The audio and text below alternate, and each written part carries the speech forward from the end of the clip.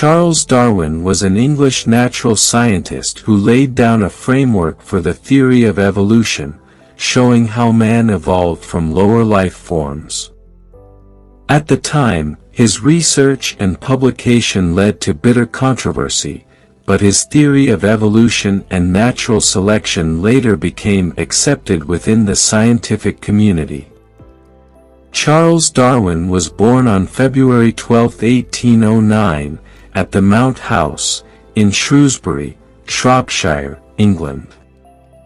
These Charles Darwin quotes will motivate you.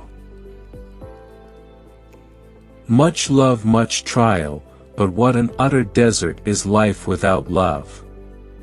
Besides love and sympathy, animals exhibit other qualities connected with the social instincts which in us would be called moral. A man who dares to waste 1 hour of time has not discovered the value of life. The love for all living creatures is the most noble attribute of man. Nothing exists for itself alone, but only in relation to other forms of life. We are always slow in admitting any great change of which we do not see the intermediate steps. We are not here concerned with hopes or fears, only with truth as far as our reason permits us to discover it. Intelligence is based on how efficient a species became at doing the things they need to survive. Only picture to yourself a nice soft wife on a sofa with good fire, and books and music. A monkey, after getting drunk on brandy, would never touch it again, and thus is much wiser than most men. If I had my life to live over again, I would have made a rule to read some poetry and listen to some music at least once every week.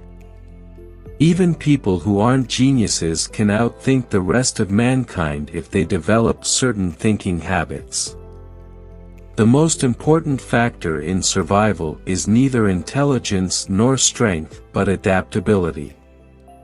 It is not the biggest, the brightest, or the best that will survive, but those who adapt the quickest. Everything in nature is the result of fixed laws. Ignorance more frequently begets confidence than does knowledge. There is no fundamental difference between man and animals in their ability to feel pleasure and pain, happiness, and misery. We are always slow in admitting any great change of which we do not see the intermediate steps. It is always advisable to perceive clearly our ignorance. Nothing can be more improving to a young naturalist than a journey in a distant country. It's not the strongest, but the most adaptable that survive. Why, if species have descended from other species by insensibly fine gradations, do we not everywhere see innumerable transitional forms? Man in his arrogance thinks himself a great work, worthy the interposition of a great deity. More humble and I believe true to consider him created from animals. In the struggle for survival, the fittest win out at the expense of their rivals because they succeed in adapting themselves best to their environment. If the misery of the poor be caused not by the laws of nature, but by our institutions, great is our sin.